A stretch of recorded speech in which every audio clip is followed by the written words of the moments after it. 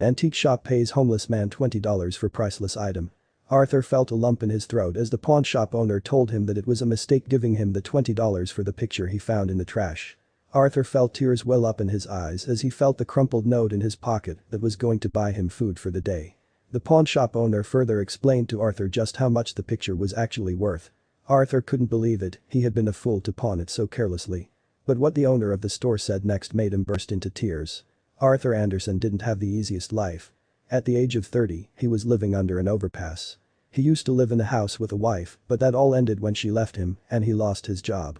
Still, Arthur tried to make a living out of his new life, whether or not he liked it. Arthur's new job would lead him to a painting one day. But he had no idea how the piece of art would change his world around forever. Arthur's job that helped keep him fed was an antique collector.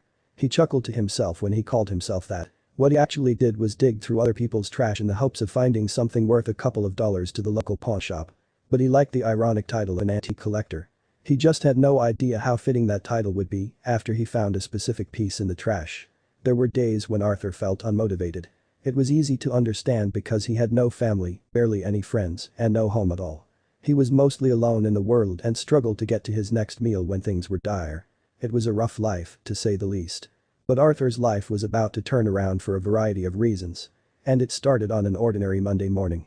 Arthur woke up early to start his usual route. He was going up and down the street looking in everyone's garbage, seeing if anything could be sold so he could buy lunch. But there was something sticking out of a dumpster that caught his eye. When he pulled it out, he noticed that it was a picture of some kind. He recognized Bambi, and it looked relatively old. Maybe it was worth something. Arthur knew the owner of a local pawn shop. The man who was named Benny was always nice to him. No other pawn shop would even let him in their stores because of his appearance. Arthur approached Benny and showed him what he had found that day. Amongst the items was the picture he had found. Benny felt bad for Arthur and always bought at least something from him so he could afford to buy himself food. But today would be very different. Benny liked the look of the picture. His gut feeling told him he should buy it and help out Arthur at the same time. He offered Arthur $20 for the picture. That was plenty enough for Arthur to eat for 2 days, and Benny hoped he could make a small profit from it. Arthur smiled, took the money, and walked off happily. Benny thought he knew what he was looking at, but he was very wrong once he found out the truth. Benny examined the picture more closely and made the assumption that it was a replica animation cell from the 1980s. He hoped he could get as much as $40 for it, but in the end, he wouldn't get anywhere close to that, he just didn't know that yet. Benny needed to know for sure what he was looking at, so he decided to make a few calls. He had no idea what door he would be opening once he made the phone call. Benny made the phone call. He decided to call an expert on animation cells to come and have a look at it. Benny had no idea what he was dealing with, so he wanted to be sure that he wasn't being unfair in his price. A man agreed to meet him at his store and take a look at the animation cell. But when the man arrived, he would have surprising news for Benny that would change his life forever.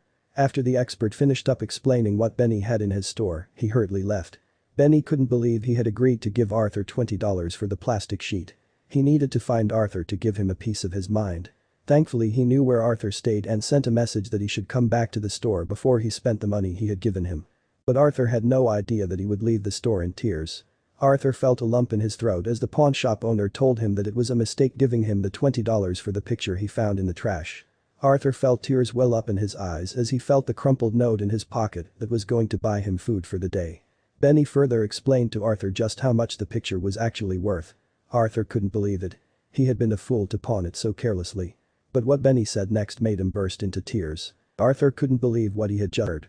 Benny explained to him that the animation cell had already been reserved and bought on eBay. And that the buyer had paid close to what it was actually worth, $3,700. Arthur looked down at his $20 and felt the sting of reality. He could have made so much more money if he had been clever about it. He stood shockingly still, contemplating his lamentation. Benny saw that Arthur didn't understand the reality of the situation, so he got his attention again and reassured him that he had a gift for him. He slid an envelope across the counter towards him and winked. Arthur had no idea what was inside. He slowly opened the envelope and pulled out what was inside. He knew that Benny was an honorable man after all. The money in the envelope totaled exactly half what Benny would get for the animation cell. Benny had explained that the cell was no replica but an original 1937 cell from the Disney classic Bambi. Arthur couldn't thank him enough, but there was more to it than that.